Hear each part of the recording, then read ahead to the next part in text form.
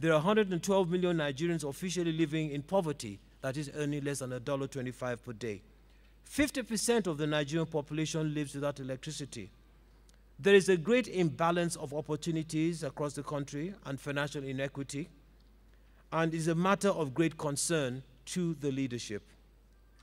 We do have security challenges which reflect the diverse, youthful, and disenfranchised population in our country today.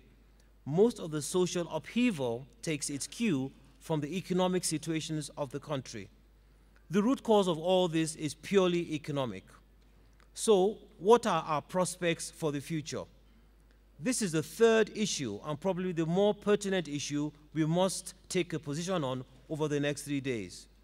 Our overdependence on petroleum poses a major challenge to our future. We are running out of time.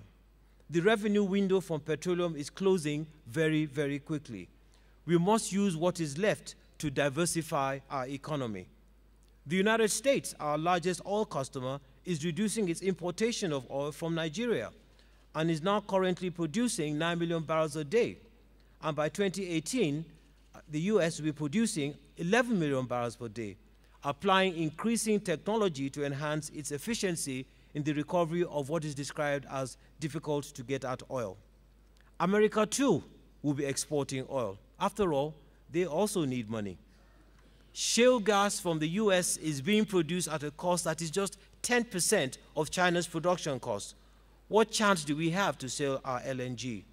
What price will our oil be sold for? Our arguments about our oil benchmark price for our budget will become irrelevant.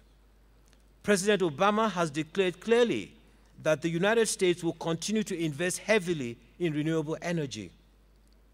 Here at home, it is no secret that the international oil companies are divesting from Nigeria. Apart from the fact that no new investments have been made in oil fields in the past 5 years, Shell, ENI, and Total have divested from 8 oil concessions in the past 2 years. Shell alone has divested from 2 oil concessions.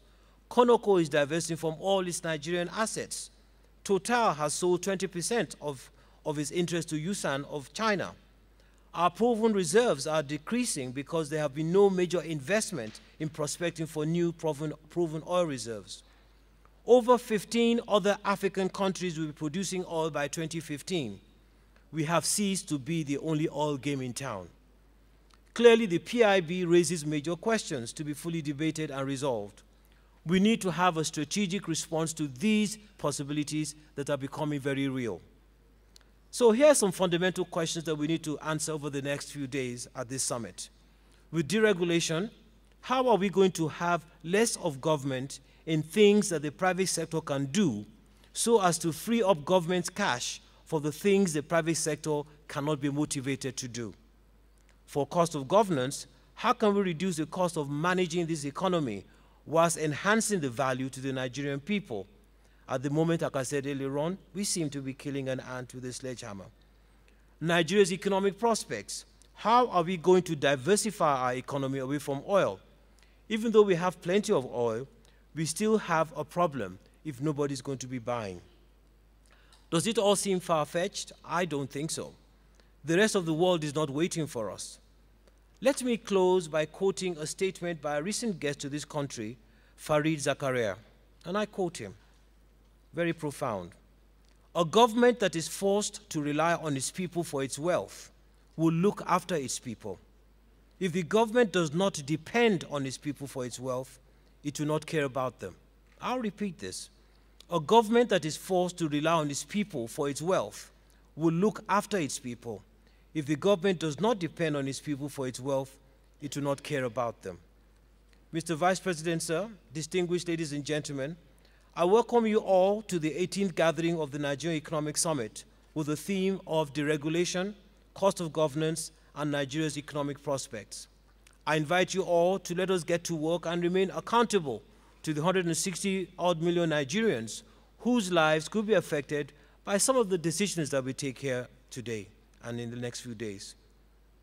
My personal message is that let those who are not ready to make a positive difference to this economy move out of the way of those who are trying hard to do so.